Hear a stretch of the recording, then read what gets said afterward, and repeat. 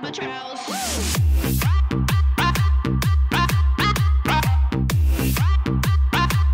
an albatross.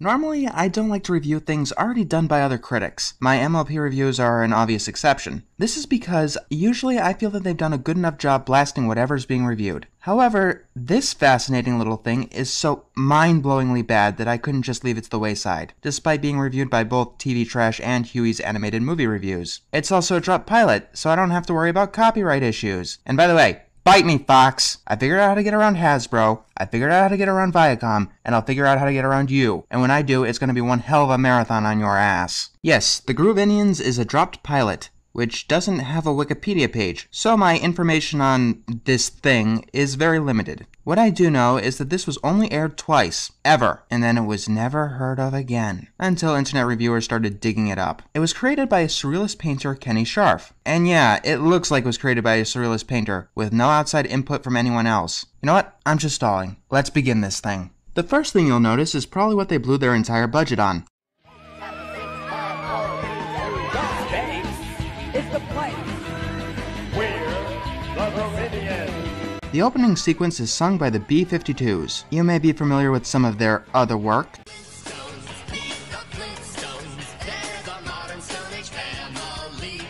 They are also the artists behind Rock Lobster. As for what Rotomagic is, I have no fucking clue. And maybe it's a good thing I don't know, because the animation in this thing is horrible. The best way I can describe it is stop-motion CGI. To put things in perspective, this is an FMV for the first Silent Hill game, which came out in 1999. This came out in 2002 and didn't have a console's limitations. It starts with us going through space to find a nice quiet night on a place called Planet Jeepers. When...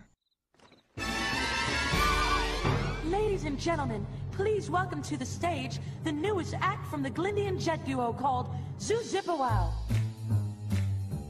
What the fuck? I don't know where to begin. First of all, what's wrong with their eyes? Those things. They stare directly into your soul. And it's honest to God creepy. Secondly, who the fuck are they talking to? Yeah, that's a thing. Their dog thing makes random animal sounds because... comedy? They're definitely doing some kind of performance, art, but I don't know who they're performing for. It ends with the guy falling down on his Lego lawn. Ouch. Poetry in slow motion. Yeah, I'm sure.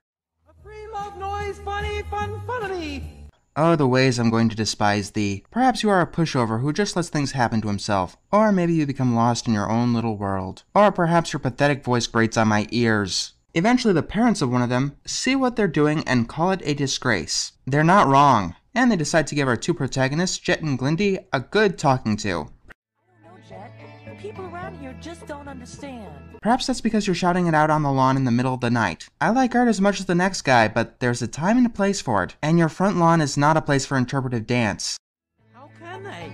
They've never felt the warm glow of creative juice wash all over them. Ew? Give our lives to love, fun, and art. And now we come to the main problem with this thing. It's half-assed moral. It's trying to teach that fun and art should be the most important things in our lives. And anyone who says that you should put your priorities somewhere else is just being stuck up and boring. The moral falls in on itself. And considering that this was made by an actual artist, it seems like it was just a half-assed way to vent some complaints. Jet and Glindy are talking about how they don't want to live on Jeepers because no one there can see their artistic visions. Artistic potential.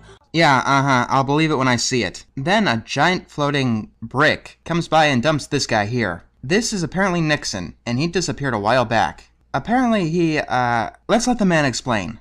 Guys, I found a place.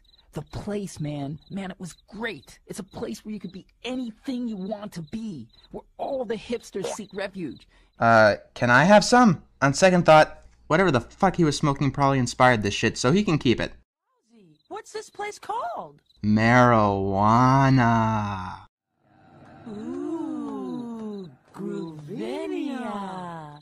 No, I said marijuana. And suddenly Nixon starts to sing. You thought that the Showstoppers performance was bad? Yet an earful of this.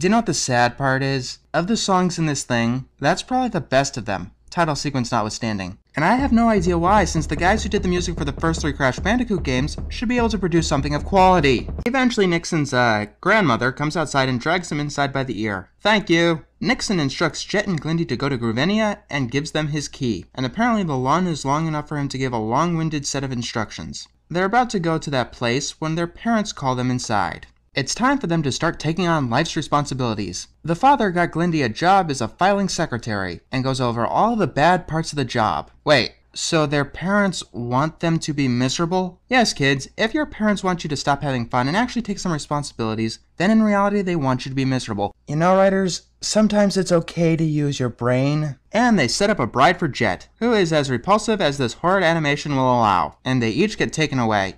It's time to bid farewell to Jet. And hello to your exciting new life of greed and boredom. What? Wait, what? Octopus? What the fuck did... Lifetime Showcase, I secured for you a job as an apprentice filing clerk in the 422nd Filing Division of the Master Filers Regiment of the Supreme Filing Battalion. I have to do with fucking octopus? Gee, I'd say this is getting pretty dramatic. I wouldn't. What the fuck is octopus? Of course, Jet doesn't marry his bride-to-be, and Glindy runs off with him. Then we all get to go to Silent Hill.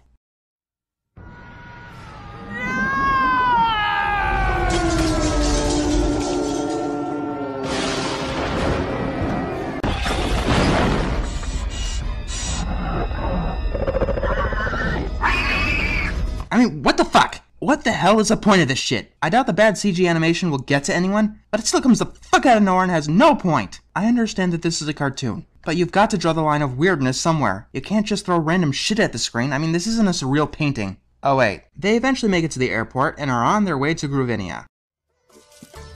Hey, sucker. I'm your flight attendant, Champagne Courvoisier. Trust me, you don't want to know. Eventually, after I assume that they both lit up and shot up, they arrive at Groovenia, and then we get this thing. Get away from me! Get away from you, fucking thing! Die! Why the fuck would you do that? Why would you assault us with that goddamn monstrosity? That's not all the disturbing imagery we get, by the way. Oh my, oh me! I see you have a key. Just slide the key inside my slot.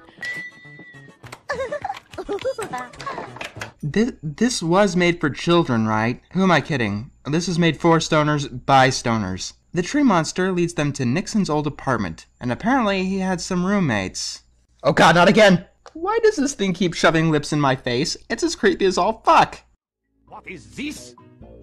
Why do you talk to Swallow in this way? Because you're creepy as all fuck! Please die now. So apparently these three just sit around all day. Groovenia, the funnest place in the galaxy. There's a ring at the doorbell, and Suavo sees Glindy, and I don't like where this is going. I really don't like where this is going. Sometime later, Jet knocks on the door, and one of the others comes outside. Jet shows off his pet, and all of a sudden we have a laugh track. I do not know why. There hasn't been a laugh track before now, and nothing funny happened. It's just the dog barking like a seal. Suddenly, Pee-wee's clock springs to life, and...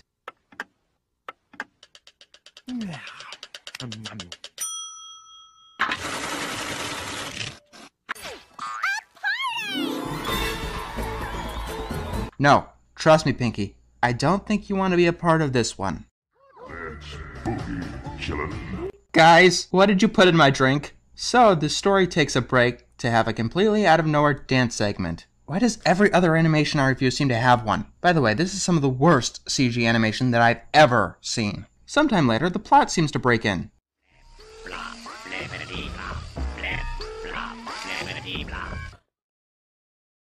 The normals. The normals, really. Get it? Because non-artists are robots with no soul. Money. And only care about money. So these three are paying their taxes to the normals because... Every hipster's got to pay their dues. And Nixon got kicked out because he never paid his. Yeah, I can believe that. Enter Norman, king of the normals, who has the exact same voice as the father. I wonder if there's a connection. You creative little insects think the whole universe is about love and art. How pretentious. You know, as an artist myself, I kinda like this guy. Like I said before, the moral, if you can call it that, falls flat on its face. You just want to do your art and have fun, huh? Well, it's not that simple. You have to pay the piper for it. Yeah, that's pretty much the whole problem with this. A much better moral is perspective, keeping money in mind, but not letting that be your primary motivator. As Walt Disney said, he didn't make movies to make money, he made money to make movies. And if you make money your primary motivator, you might end up singing a song like this.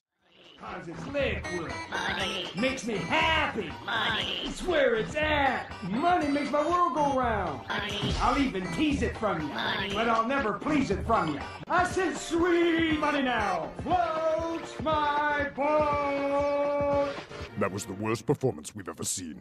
Yeah, it's up there. This is like the worst song I've ever heard in any animation ever. The guy can't sing. In fact, I don't think he's even trying. The instrumentation sounds like a computer malfunctioning in all of the wrong ways, and the lyrics sound like kindergarten poetry. Jet and Glindy don't have any money to pay these guys with because they never had perspective. However, Glindy fights them back with the power of rainbow colors. Don't say it or you'll have to review it. Don't say it or you'll have to review it. Don't say it or you'll have to review it. So, full of color, they turn on the disco lights that forces the robots to dance and float.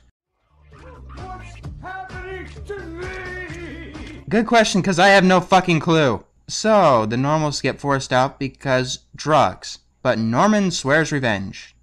Well, what do you think we should do, Lalasha? Well, let's see. At Groovenia, 24 hours isn't until tomorrow. And tomorrow is another day!